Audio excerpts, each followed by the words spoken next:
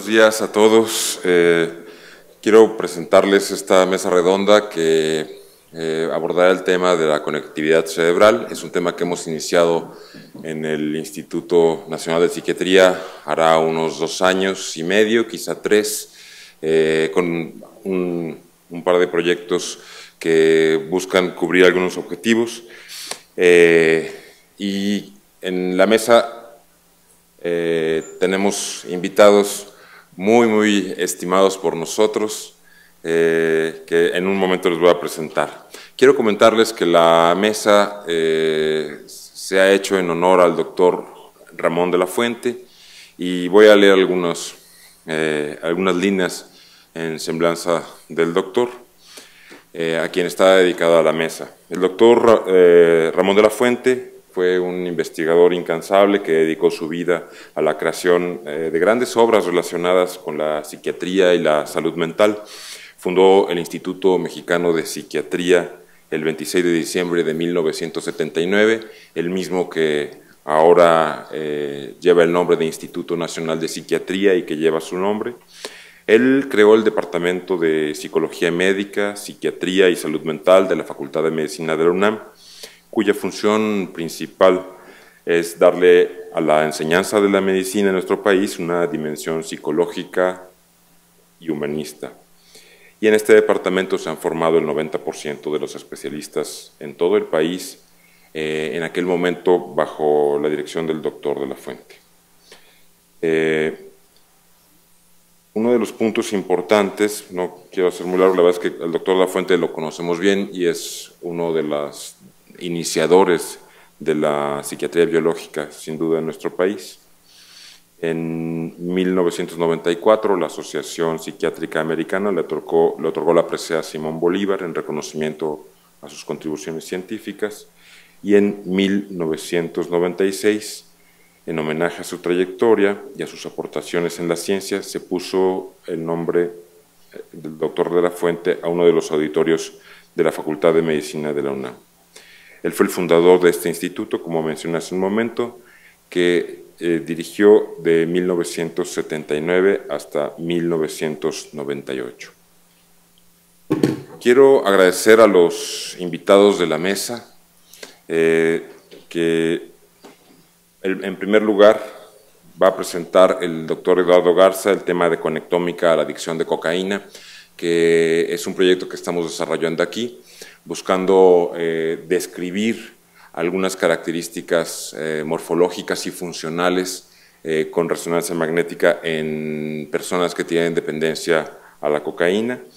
Eduardo Garza es doctor en neurociencias, es catedrático CONACYT y es investigador asignado al instituto.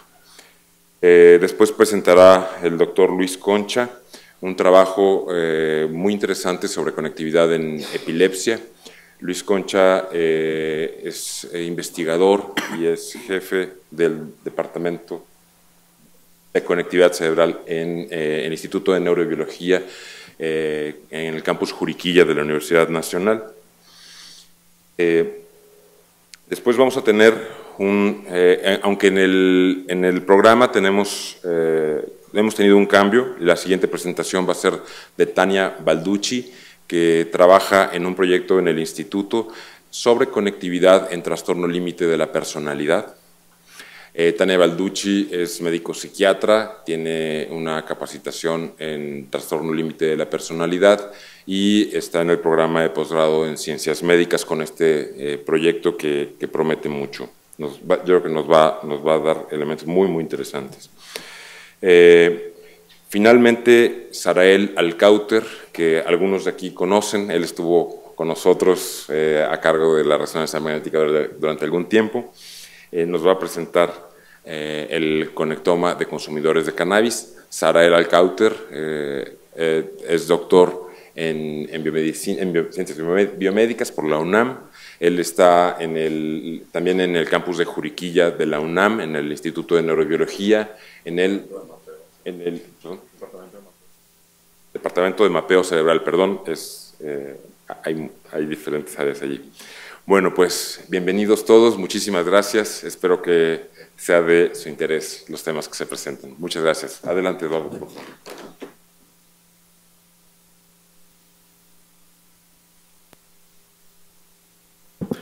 Bueno, buenos días. Una disculpa de antemano porque vamos a dar la presentación en inglés por respeto a nuestros ponentes internacionales, pero las diapositivas están en español, todas. Entonces cualquier pregunta también la pueden hacer en español, ¿ok?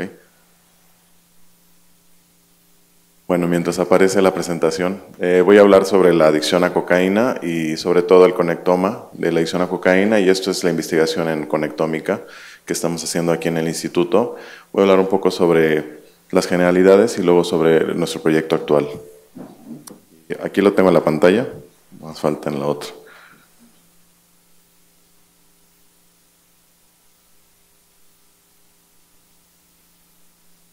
Bueno, la pregunta general de mi línea de investigación es cómo afecta el abuso y la adicción a sustancias a la estructura y función y circuitos cerebrales, cuál es el sustrato neurobiológico y las consecuencias. Esta es la pregunta general, sí, que normalmente estamos trabajando. Y bueno, los métodos que utilizamos ahorita es principalmente neuroimagen por resonancia magnética y en humanos. Entonces, la cocaína, sabemos que es una droga estimulante hecha de las hojas de la coca. Generalmente el high de la inhalada dura un poco más, es un poco más fuerte. Una disculpa, se me olvidó que lo estaba viendo en inglés. ya estaba bien encarrilado. Okay, sorry. So inhaled cocaine has a higher high when they take it, when the patients take it, and it lasts for 15-30 minutes. And crack cocaine, the smoked version of it, it's made of different products, so it's not pure cocaine. So the high lasts less, and it has a lot of more toxic problems in them. And this is the most addictive form because they have to consume more to actually get more high. So, and it's the second most used drug in the world and in Mexico as well. So it's an important issue to study, especially crack cocaine. And the phenotypical characteristics of this population is that they have a lack of control of the consumption of the drug. They also have problems with their daily life, and they have social difficulties. They also have a tolerance for the drug, so they develop more tolerance, so they have to take more drug, and then they get more toxic effects as well. And there's no cure. Everyone who knows an addict knows that there's no cure, and it's very hard to treat. However, surprisingly, not everyone gets addicted with the drugs, especially when we see murine models or models in animals. We know that 10% of those animals exposed get the addictive phenotype. It means that only 10% get addictive. And it's also something similar in humans has been shown in epidemiological studies.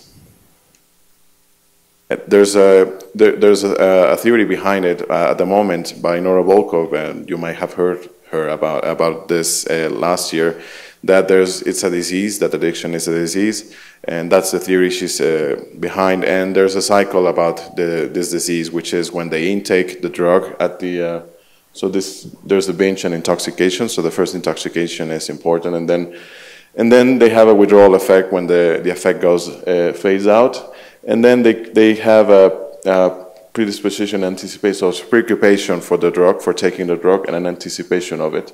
And this goes on again when they binge or intoxicate again. And this cycle, it's been shown to be related in every type of addiction with several different areas that you can see here. And this is the case also for cocaine. However, every drug has a different effect, we have found.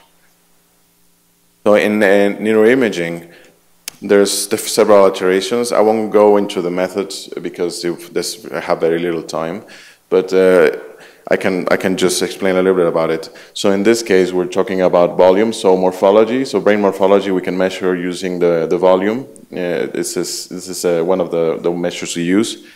And volume has been correlated with, in cocaine addiction, it has been shown that the addicts have lower volume in some areas. For example, the insula, the caudate, etc., hippocampus as well.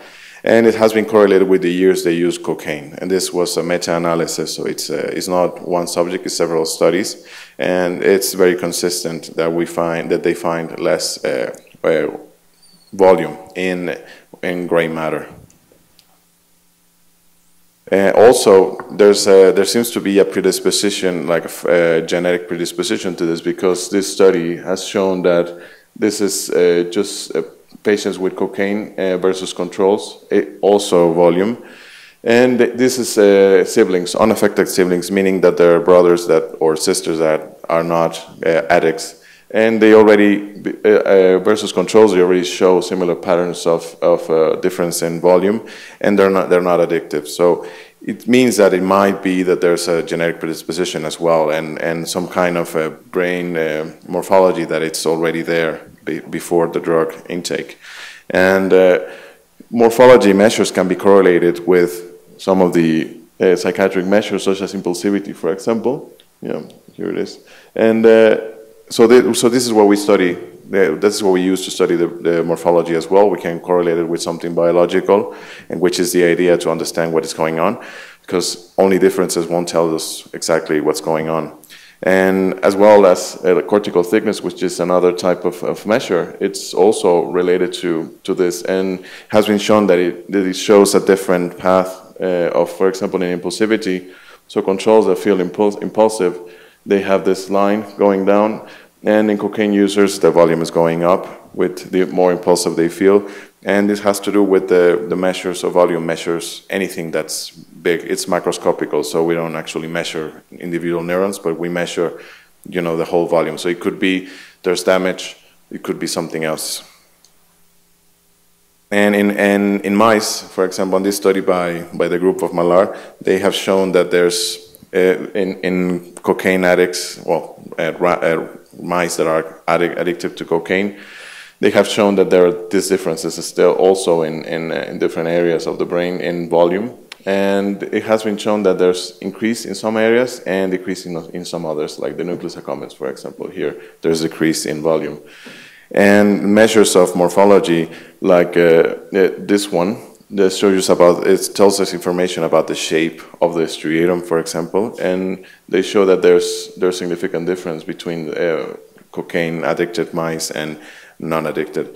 So there's certainly something going on in the striatum in those areas as well. And there's apparently an accelerated aging, or that's what they have called it, which means that cocaine addicts show brain differences that are inconsistent with normal aging. So, for example, we have years in here, we have gray matter volume, and for example, this area, which is about the caudate, they show that there's an increase in volume as opposed to the controls, which normally with age should be decreasing. So, and we have found a similar pattern in our data, and we'll show in a minute. And we also use diffusion imaging, which is a measure of integrity of white matter. It's an indirect measure. And there haven't been much studies in this area. And they have found that there's a difference between cocaine addicts and controls in cingulate cortex and well, not cingulate cortex, but cingulate pathways, and of course the corpus callosum too. And this has been also found in mice, so in rats, sorry. In a murine model with rats, they have found exactly the same results in different areas of the corpus callosum, but still consistent with the other studies in FA. However, in mice, you can actually open the brain, so they have seen that these changes in the MRI are related to changes in the histology, so the neurofilaments and decreasing of proteins in myelin. So there's a relationship between what we can measure with DTI and problems in the microstructure. There's another way to study as well addiction, which is using connectivity. It's what we use at the moment as well, which is structural connectivity, functional connectivity, and what we call effective connectivity. And again, in murine models, this is in rats, they have found that when you have, they did a study with addictive rats as well, and when they inject the cocaine to those addicted rats, they show a decrease in cerebral blood volume, and that is related directly to how much they intake usually. So in these areas, and there are very much areas related in humans as well.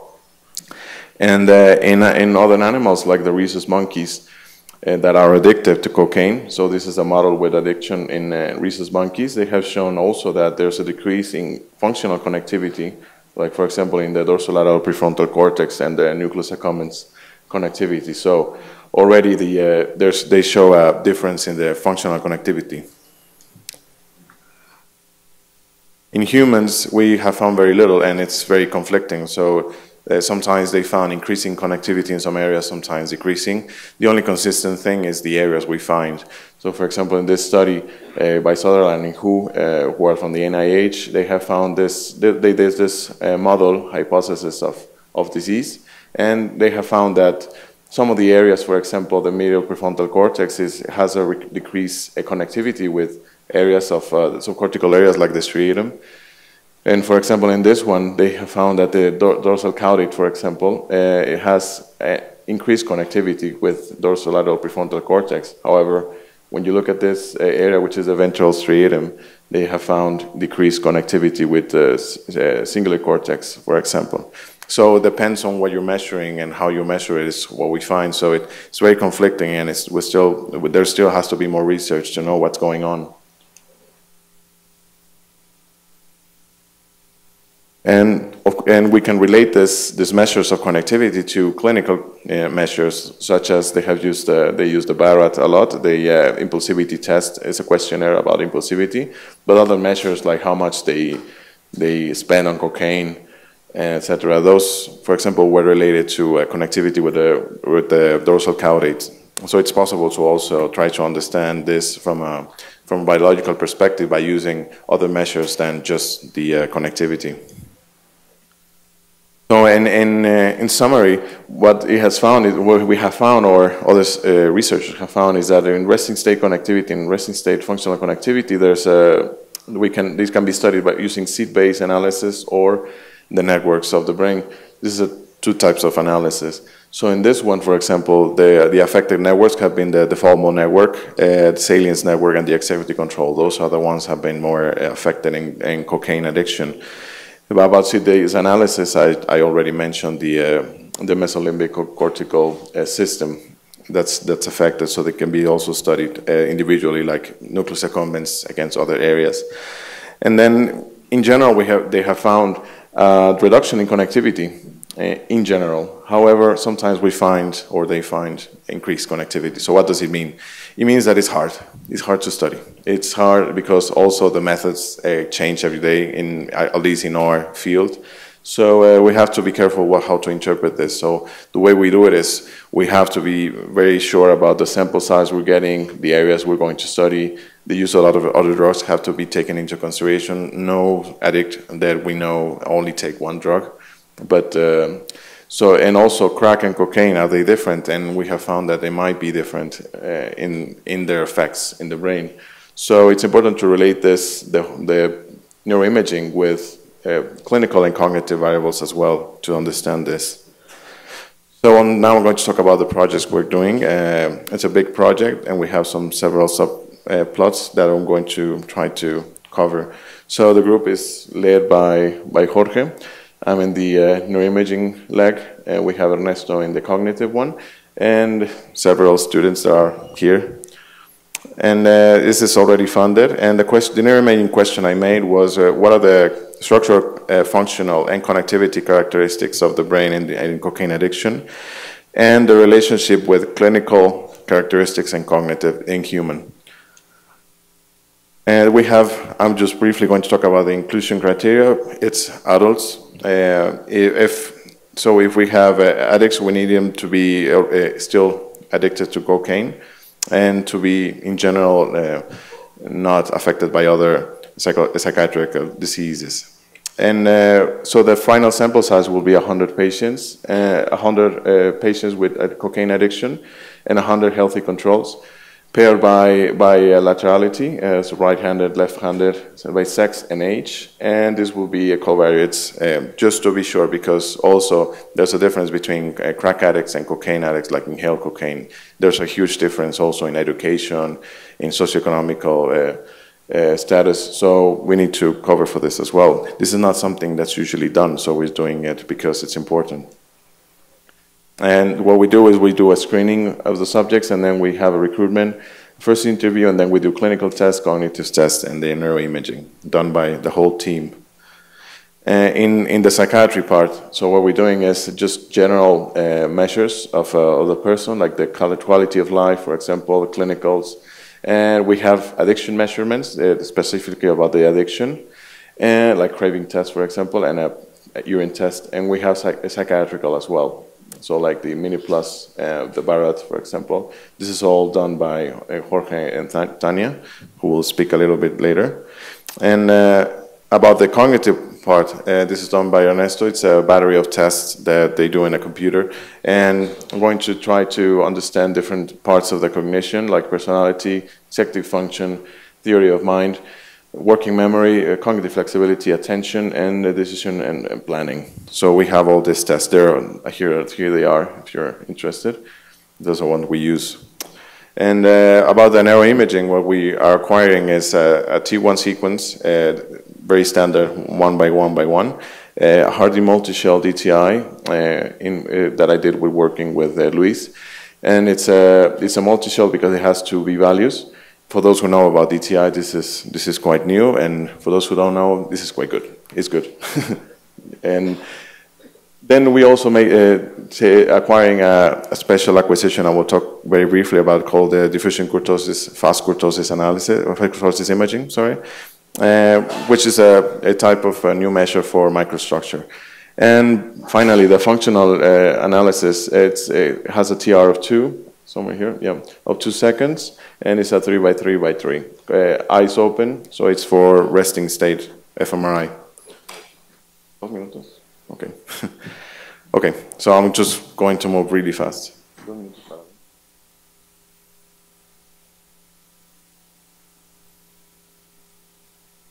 Okay, so we already have 134 participants. We eliminated 30, so we have in the end, or at the moment, 104 of 200.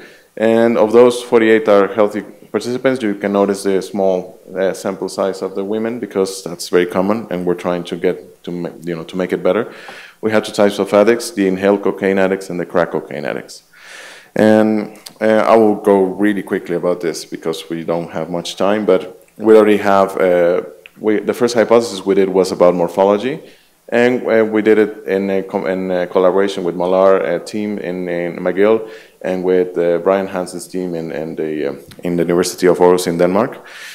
So what we did basically was a morphology analysis of the striatum, the thalamus, done partly by my student Pamela, and also diffusion kurtosis analysis using Malar's tool, which is really nice. And diffusion kurtosis analysis, a new measure that is being used for analysis of microstructure, is very sensitive to microstructural changes. So we're using that in a fast way that Brian Hansen invented, which is, instead of doing a DTI for 30 minutes, for example, we only do a 2-minute scan, and it's basically very similar to the measures we get. So this has been pre-printed in bioRxiv. It's under review in Translational Psychiatry at the moment. And so the basic results is that we didn't find any difference between groups in volume with covariates, which is interesting because some people find it, some people don't.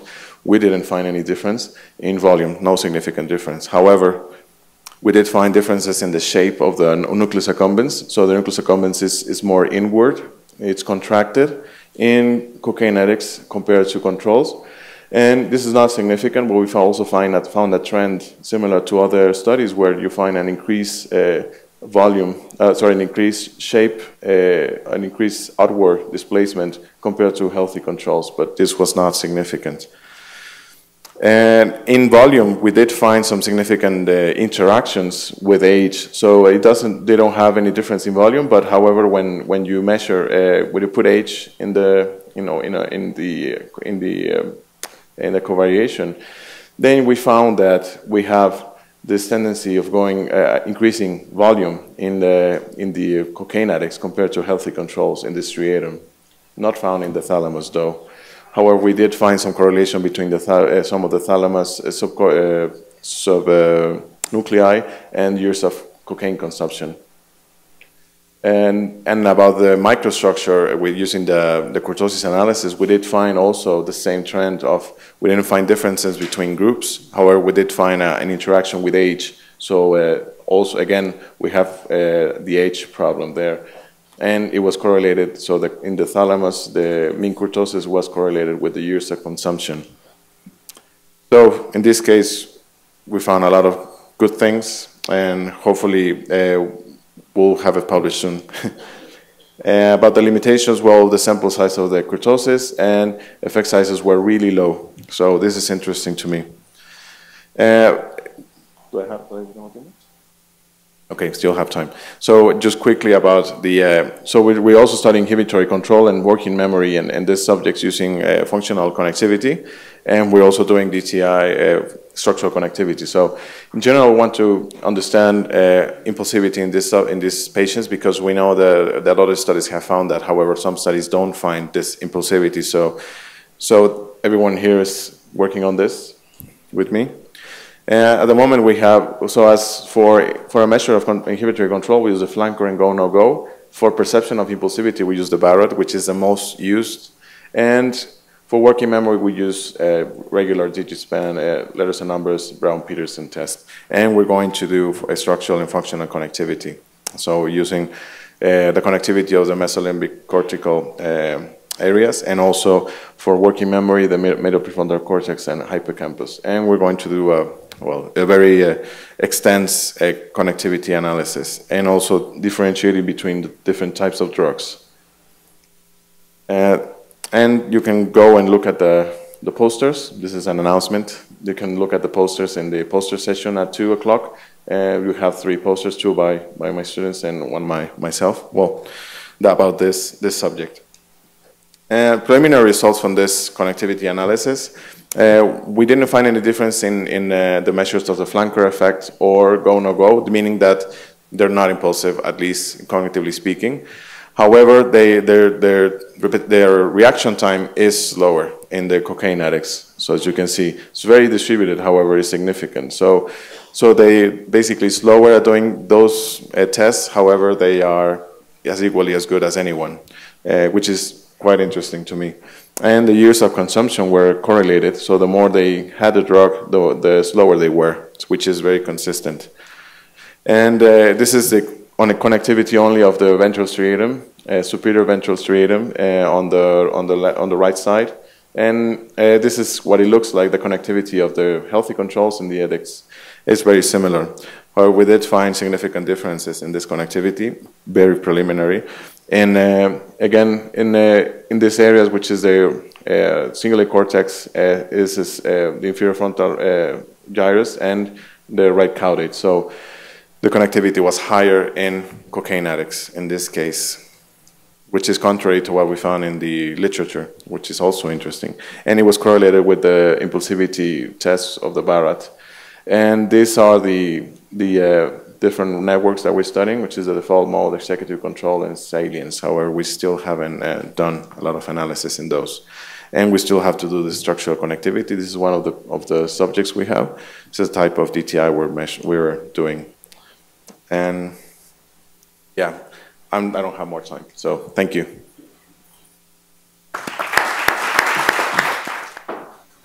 Las siguientes ponencias van a ser en español, dado que no tenemos todavía la traducción.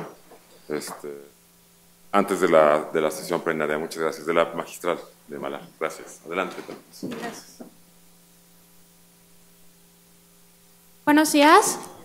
Yo les voy a hablar acerca de la conectividad cerebral en el trastorno límite de la personalidad. Y bueno, vamos a hablar algunas generalidades acerca del trastorno límite de la personalidad, acerca de la red de activación por defecto y un poco de, teoría, de lo que se sabe en teoría de grafos dentro del trastorno límite de la personalidad, y finalmente pues también de lo que estamos haciendo aquí en el instituto. Entonces, bueno, primero la personalidad pues es ese conjunto de experiencias internas y conductas que van a definir cómo somos cada uno de nosotros y que nos van a hacer diferentes al resto. Y hablamos que la personalidad se convierte en un trastorno cuando todas esas experiencias internas y conductas van a ocasionar en el individuo diversas dificultades, ya sea en las áreas laborales, en su familia, en general en las relaciones interpersonales, y que, bueno, esto está desviado de la cultura, se va a manifestar a través de dificultades en el afecto, dificultades cognitivas, en la dificultad para controlar los impulsos y en las relaciones interpersonales. Entonces, en el trastorno límite de la personalidad van a estar alteradas todas estas áreas, y lo que va a predominar en todas ellas es la inestabilidad. Hay una inestabilidad en el afecto, en donde las personas continuamente hay una labilidad afectiva, que pueden estar contentos, pueden estar tristes al siguiente momento, pueden estar muy enojados, y así está sucediendo continuamente. En la cognición van a tener una dificultad para poder describirse o describir a sí mismos, o contemplarse a sí mismos y contemplar a las otras personas, así como dificultad. También dentro de la cognición se agrupan los síntomas disociativos que llegan a tener estos pacientes. Hay una elevada dificultad para controlar los impulsos y continuamente tienen conductas agresivas hacia sí mismos, agresivas hacia las otras personas, y todo esto va a llevar a dificultades en las relaciones interpersonales. Entonces, bueno, sí es un problema. En algunas cifras nos dicen que en Estados Unidos, por ejemplo, hasta el 5.9% de la población general tiene trastorno límite. Aquí, en las instituciones psiquiátricas, en la consulta externa lo podemos ver en el 10% de los pacientes, y dentro del hospital, pues 2 de cada 10 pueden tener un trastorno límite de la personalidad, pero además 1 de cada 10 logra cometer un suicidio, aunque muchísimo más lo intentan, y hasta el 80% tiene un pobre funcionamiento psicosocial. Entonces sí es mucha carga para los pacientes, pero también en la parte para la sociedad. Y bueno, sobre la etiología del trastorno límite, es una compleja interacción entre situaciones psicosociales, en donde tiene que ver sobre todo trauma, abuso, negligencia en etapas tempranas de la vida. Esto es sobre todo en los primeros 2 años de la vida, pero también hasta los 5 años. Y esto va a interactuar con la carga genética del sujeto, y donde se describe que hay una heredabilidad hasta el 35%, y van a estar afectados sistemas dopaminérgico, serotoninérgico, el eje hipófisis hipotálamo suprarrenal, y neuropéptidos como oxitocina o también como el sistema opioide. Entonces, cuando todo esto interactúa, lo que va a generar es que haya una dificultad para poder relacionarse con sus cuidadores primarios en las tempranas etapas de la vida. Cuidador primario la mayoría de las veces pues es la madre.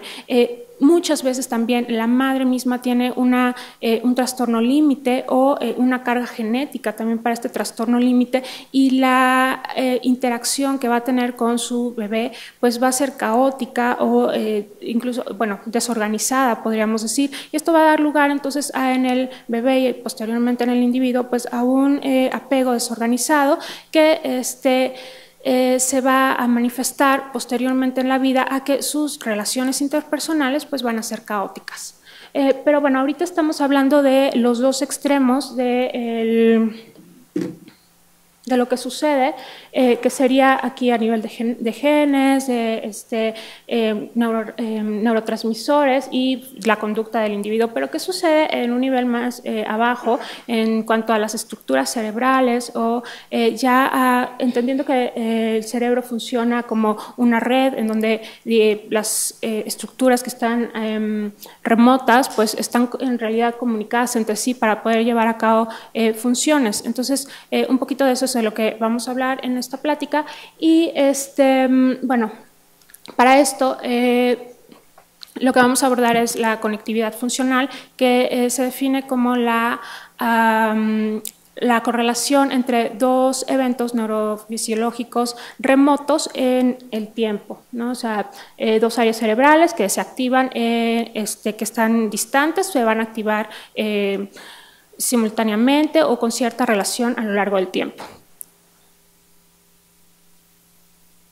Entonces, bueno, para estudiar esto, lo que se hace es la resonancia magnética en estado de reposo.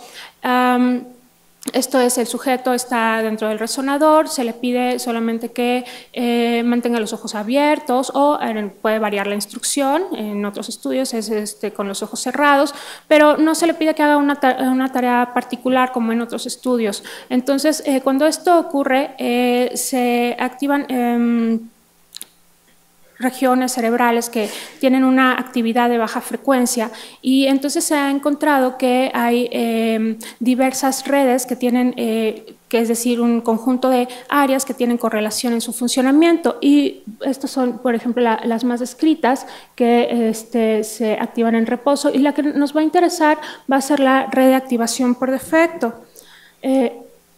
La red de activación por defecto es una de las más consistentes que aparecen en el estado de reposo, y va a estar formada por estructuras como la corteza prefrontal medial, el precúneo, cíngulo posterior, la encrucijada temporoparietal, la corteza temporal lateral y el hipocampo por acá. Entonces, en la corteza prefrontal medial, el precúneo tiene funciones que tienen que ver con procesos autorreferenciales, con la regulación emocional, la encrucijada temporoparietal, con comunicación social, cognición social y comunicación, hipocampo con memoria. Entonces, por supuesto que todas estas son estructuras que nos interesan en el trastorno límite de personalidad, porque, como decíamos, son personas que tienen dificultades con procesos autorreferenciales, con regular sus emociones, con relacionarse con otras personas, y bueno, pueden llegar a tener fenómenos disociativos, que bueno, son afecciones en la memoria. Entonces, de lo que encontramos en la red de activación por defecto en las personas con trastorno límite es una hiperconectividad. Este es un metaanálisis recientemente publicado, y comparado con los sujetos sanos, bueno, sí se replica la red de activación por defecto, pero va a haber una hiperconectividad en la corteza prefrontal medial, también en áreas como el cíngulo anterior y el precúneo y la corteza bueno, PCC. Y va a haber una disminución con la corteza temporal lateral. Pero lo interesante es que, bueno, de estas áreas,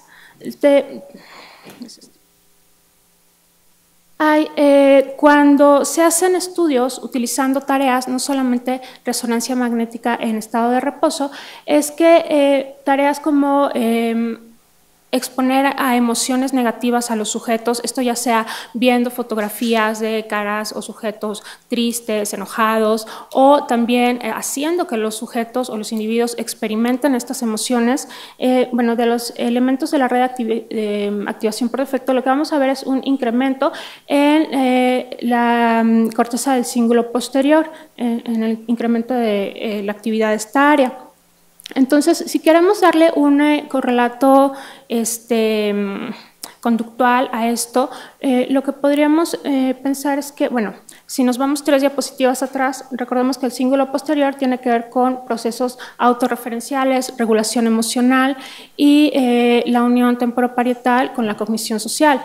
Entonces, esto nos podría explicar esto que acabamos de ver, un fenómeno que se ha descrito en el trastorno límite de personalidad, que es la hipermentalización, y esto es un proceso de cognición social que involucra realizar asunciones sobre el estado mental de otras personas, pero que va más allá de lo observado, de modo que para otros sea difícil justificar esas asunciones. Ese es, por ejemplo, digamos que tenemos a una persona con trastorno límite que invita a una fiesta a una amiga, y entonces su amiga le dice, no, no puedo ir. Y lo primero que piensa la persona con un trastorno límite es, no puede, no es que no pueda ir, no quiere, porque hace 2 años yo no fui a su fiesta de cumpleaños, entonces pues no quiere ir a la cena conmigo. Y es decir, está teniendo este proceso autorreferencial y en lugar de, bueno, pensar lo que quizás la mayoría de nosotros pensaríamos que sería, a lo mejor tiene mucho trabajo, tiene ya algún otro compromiso, y entonces como este fenómeno clínico, las imágenes nos pueden dar alguna información de la manera en la que está o las estructuras cerebrales afectadas en esto. Otra manera también de estudiar, bueno, esto lo que le mostré se hace con análisis de componentes independientes. Otra forma también de estudiar esto es a través de la teoría de grafos, que esto es hacer ya representaciones matemáticas que van a permitir conocer la topología global y regional de las redes que se activan en estado de reposo. Entonces, solamente voy a hablar de algunas mediciones. Por ejemplo, está el coeficiente de agrupamiento, que tenemos varios nodos en una red, y es que tanto uno se conecta con su vecino. Podríamos decir, por ejemplo, que el número 6 tiene un bajo coeficiente de agrupamiento porque se conecta poco con sus vecinos. Y la eficiencia local, que es qué tan eficiente es el intercambio de información entre los nodos vecinos si fuera removido un nodo determinado, ¿no? Si aquí quitamos el 5, pues el intercambio entre 3 y 4 sería más complicado. Entonces, lo que sabemos es que en trastorno límite de personalidad hay un incremento en el coeficiente de clúster y de agrupación, y también en la eficiencia local. Aquí lo vemos en trastorno límite versus control. Sobre todo en regiones como de estructuras límbicas y paralímbicas, que nuevamente tienen que ver con el procesamiento emocional y con la respuesta al estrés, al miedo, que es algo que frecuentemente vamos a encontrar en las personas con un trastorno límite. Van a, de algún modo, a reaccionar de una forma extrema o con una emoción extrema ante diversas circunstancias.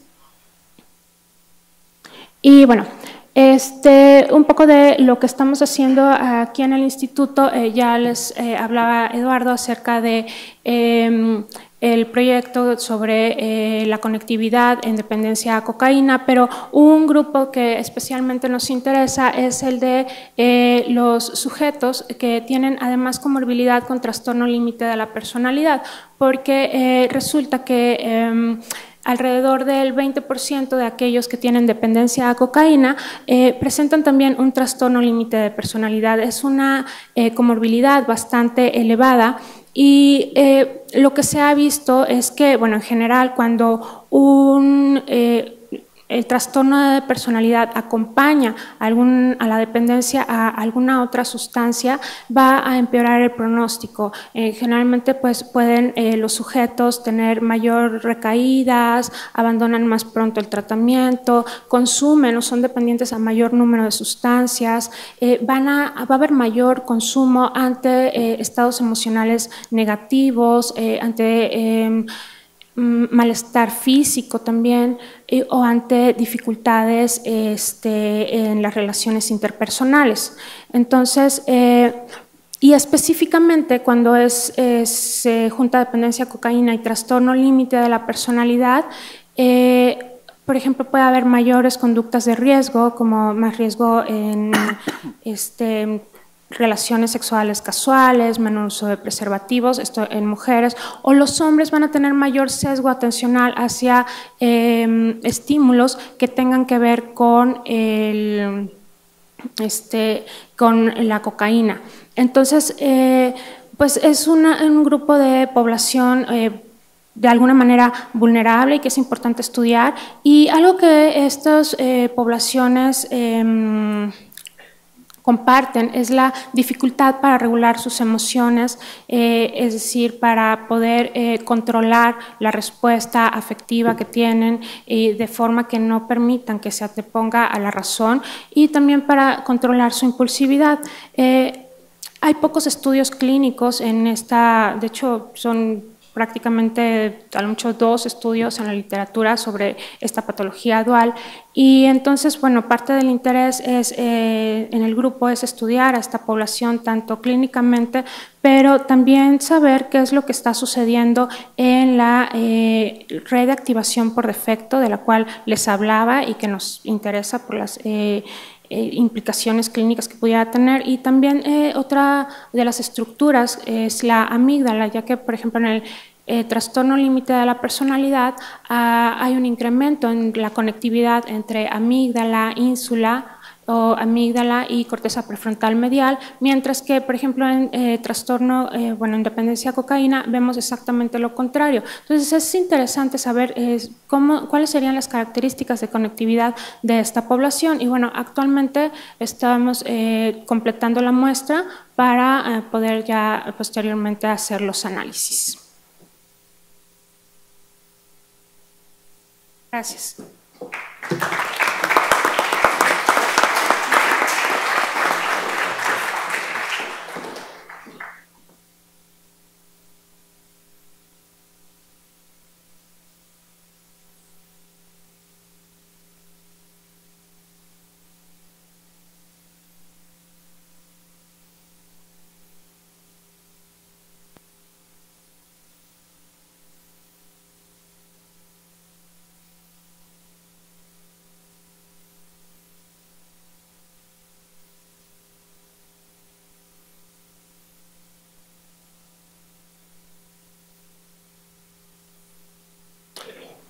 Okay, I'm sorry, Malara, I'm going to speak in Spanish now because it's a new request. So, voy a platicar un poco de nuestra experiencia, nuestra breve experiencia, explorando el conectoma, básicamente el conectoma funcional en consumidores de cannabis. Okay. Es un proyecto que hemos iniciado básicamente la adquisición de datos este año, pero ya tenemos algunos resultados que quiero compartir con ustedes. Bueno, sabemos que ¿sí ya está? Sí. El cannabis o marihuana es la droga ilícita de mayor consumo en el mundo. Lo mismo ocurre en México. El 80% del consumo de cualquier droga básicamente es marihuana, o cannabis, alguna de sus formas. Y alrededor del 6% de la población al menos la ha consumido alguna vez. Esto de acuerdo a las encuestas nacionales de adicción que se hacen aquí en el instituto. Y el aumento en realidad en el mundo y en México se ha notado un aumento en el consumo de marihuana, y esto se debe principalmente a la percepción de un bajo riesgo a la salud y la aprobación social, y también ahora la aprobación legal, ¿no?, en varios países y estados de Estados Unidos. Sin embargo, sabemos que el consumo pesado o prolongado de marihuana está asociado con déficits en varios aspectos cognitivos, incluyendo memoria, atención, control inhibitorio y algunos otros, ¿no? Pero estos son de los más, digamos, consistentes, aunque hay estudios también contradictorios, igual que ocurre en cocaína, como lo mostró Eduardo. Algunas de las alteraciones cerebrales que se han observado es, alteraciones en la activación de redes frontoparietales al momento de realizar tareas de estas áreas cognitivas, y también disminución de volumen en varias regiones del cerebro, principalmente hipocampo, amígdala y cíngulo son de las más consistentes, y algunas regiones en el lóbulo prefrontal. Sin embargo, en varios de estos estudios, a la fecha, y cuando nosotros propusimos nuestro proyecto, una de las limitantes era que usaban muestras muy pequeñas, grupos muy pequeños de sujetos, algunos hasta 10 consumidores contra 10 controles, lo cual pues era una limitante metodológica. Sin embargo, recientemente ya ha habido estudios más con muestras mayores. Este es, por ejemplo, uno, Philby, publicado a finales del 2014, donde precisamente estudian ya un grupo de 62 controles y 48 usuarios de cannabis, 27 de los cuales son exclusivamente usuarios de cannabis, lo cual es muy buena muestra para estudiar estos efectos. Básicamente lo que se enfocaron es primero estudiar las diferencias estructurales y encontrar una diferencia muy notable en la corteza orbitofrontal en los consumidores. Viendo, entonces lo que vemos aquí en amarillo son las regiones donde mostraron una disminución de la densidad de sustancia gris en estos consumidores, y fueron un poco más allá y exploraron la conectividad funcional. que ya nos habló un poco Tania, es la conectividad funcional en estado de reposo, o diría yo en estado de no tarea. Es esta situación en que se estudia a los sujetos sin hacer una tarea en particular y se ve la coactivación de las distintas regiones, y observaron que hay un incremento en esta coactivación entre estas dos regiones orbitofrontales en los consumidores de cannabis, comparado con sus sujetos control. También hicieron estudios de la conectividad estructural, que ya nos platicó Luis, y básicamente encontraron diferencias en la fracción anisotrópica. Y aquí también lo que encontraron fue que en los consumidores de cannabis, la fracción anisotrópica es mayor comparada con el grupo control. Pero en otro paper, publicado recientemente este año, hicieron un análisis similar de la conectividad estructural, propiedades de la microestructura de la sustancia blanca, y a pesar de que básicamente no encontraron diferencias entre grupos, únicamente encontraron en el forceps menor, que igual es la misma región que analizaron en el estudio previo, encontraron diferencias entre grupos, pero el patrón era distinto. En este caso, los consumidores tienen una disminución de la fracción anisotrópica comparada con los controles. Perdón.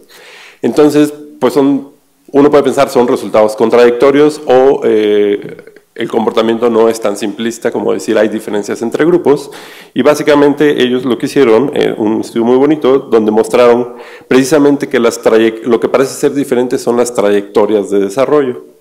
Y aquí lo que vemos es que los controles típicamente aumentan la fracción anisotrópica con la edad, en este periodo de edad, pero los consumidores de cannabis muestran un comportamiento opuesto. Entonces es más complejo de decir únicamente diferencias entre grupos, pero más bien parece que las trayectorias de desarrollo es lo que son diferentes. Y efectivamente, modelos animales, se ha visto que el consumo prolongado de cannabis o de marihuana afecta los procesos de sinaptogénesis que pueden durar varias semanas después incluso de un consumo inicial. Y bueno, nosotros cuando propusimos este proyecto pues teníamos la intención de hacer este tipo de exploraciones, diferencias en cambios, buscar cambios estructurales y buscar cambios en conectividad estructural y sobre todo en conectividad funcional. Porque el cerebro pues funciona como una red, lo podemos modelar como una red y creemos que explorar esta red pues nos puede brindar aún mayor información. Entonces propusimos este proyecto, tenemos la intención de escanear al menos 120 consumidores de cannabis y 60 sujetos controles. Nuestra intención es explorar un amplio rango de hábitos de consumo y comparar básicamente entre controles y consumidores, lo que le llaman heavy users o de uso muy prolongado, y a utilizar también nuestra variabilidad en hábitos de consumo para establecer correlatos y establecer las diferencias trayectorias de desarrollo. Bueno, ahorita les voy a mostrar algunos resultados que tenemos con un corte que hicimos hace un mes aproximadamente, un poco más, donde tenemos 41 consumidores y 41 sujetos controles, relativamente parejos en la distribución de sexo, en edad y en otras variables. Pero aquí tenemos la característica de los consumidores. En promedio consumen alrededor de 40 cigarrillos o joints o porros al mes.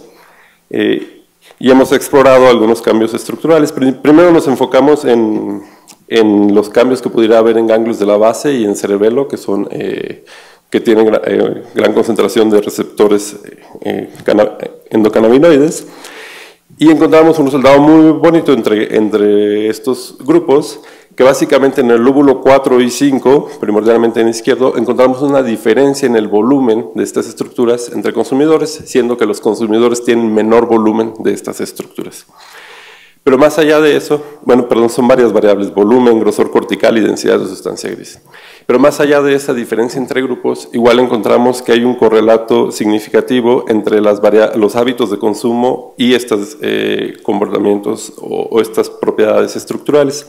Básicamente en una gran cantidad de regiones, como pueden ver aquí, encontramos que mientras más años han consumido y es similar para también la cantidad estimada de marihuana que han consumido, se observa una mayor disminución de estas propiedades estructurales, principalmente en grosor cortical. Este es uno de los resultados pues más robustos que hemos encontrado. Pero también exploramos no solo en cerebelo y en ganglios de la base, sino ya a nivel más global cerebral. Y estas son las regiones, en amarillo van a ver las regiones que muestran igualmente una disminución de la densidad de sustancia gris en los consumidores de cannabis. Si pueden ver, replicamos en las regiones de orbitofrontales, aunque en nuestro caso es más evidente en el hemisferio izquierdo que en el derecho, las regiones mediales del lóbulo temporal, pero encontramos algunas otras regiones. Lo que nos falta aquí y lo que queremos hacer es los correlatos con las habilidades cognitivas.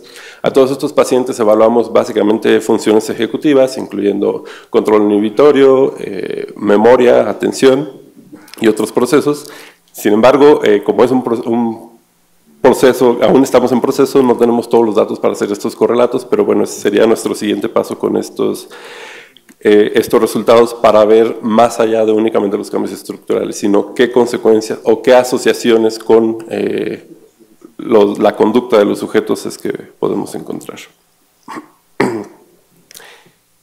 Y a donde queremos llegar es a explorar nuestro conectoma funcional. Aquí entonces modelamos, ya lo explicó un poquito Dania, pero modelamos el cerebro como una red de distintas regiones y observamos cómo interactúan entre sí, o básicamente cómo su señal covaría entre ellas, y eso es lo que denominamos conectividad funcional. Entonces nos basamos en un atlas anatómico, lo hemos hecho con 3 distintos atlas porque dependerá de cómo definimos las regiones.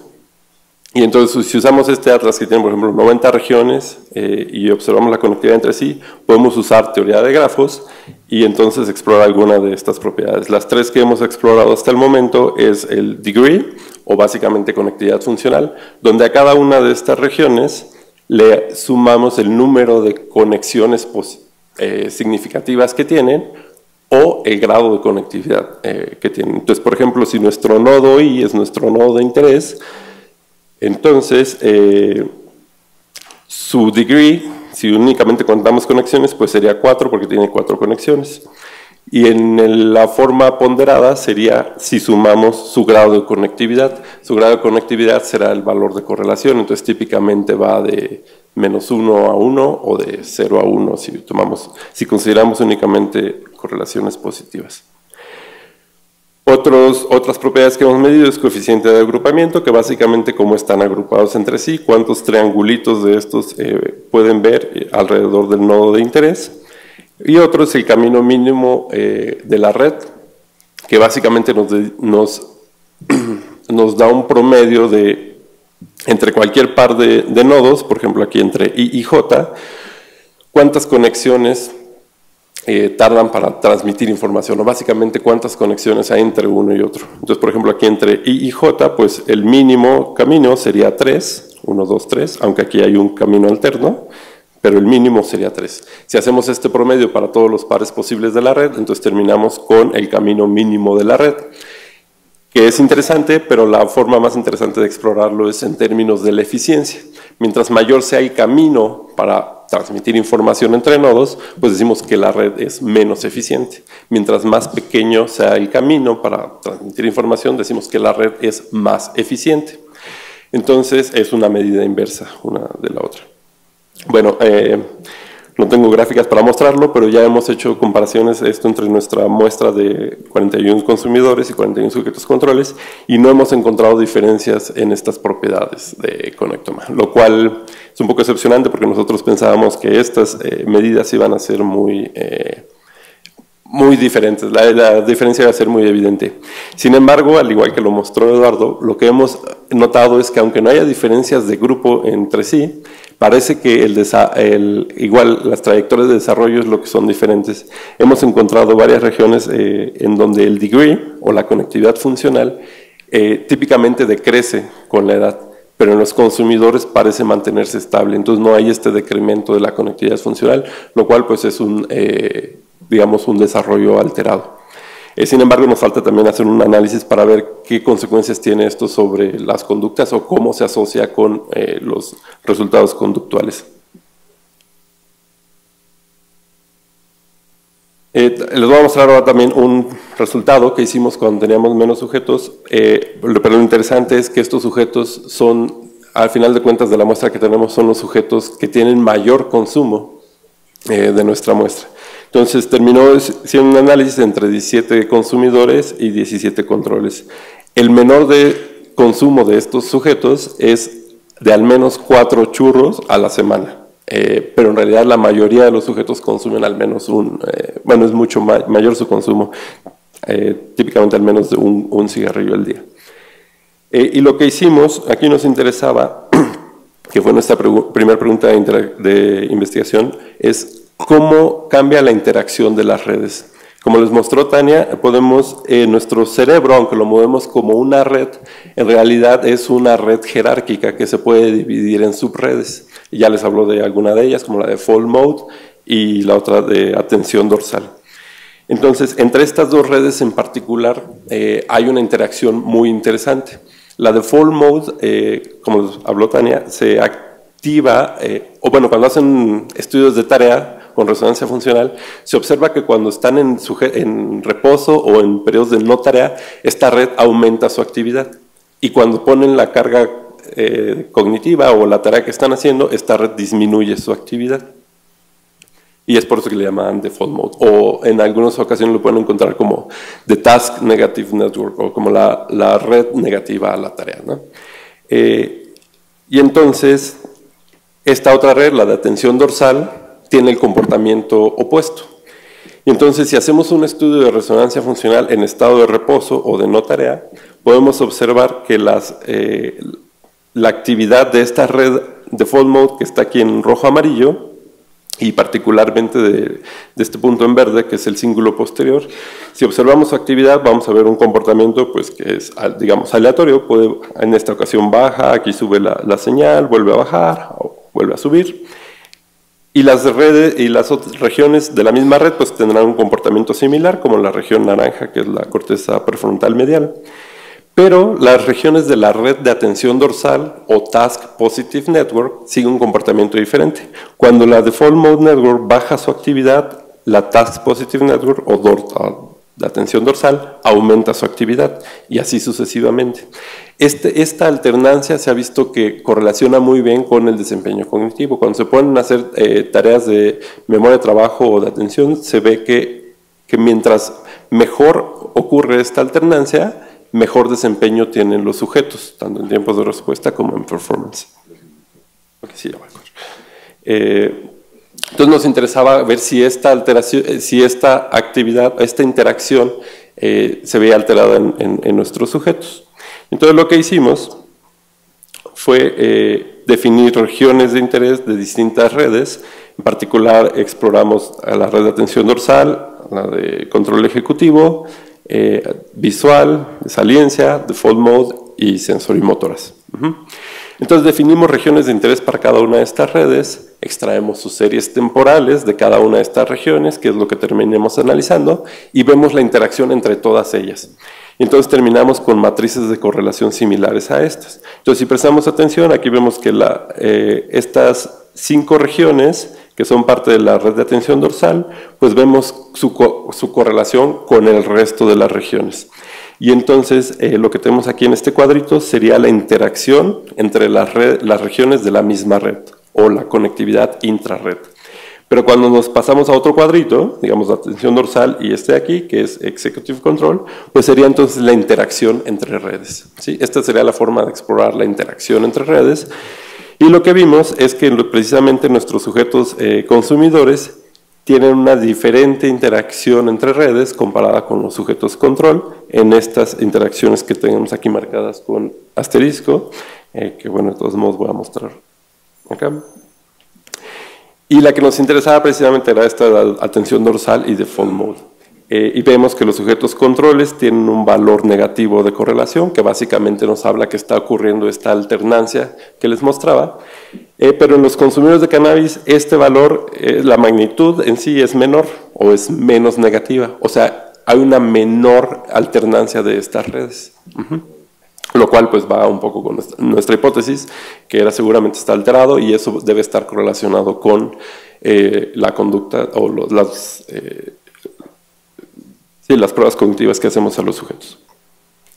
Pero no únicamente encontramos esa, también encontramos interacción entre la default mode y la red visual, siendo que en los consumidores de cannabis también hay una menor alternancia entre estas dos redes y que podemos interpretar como el default mode, que es una red de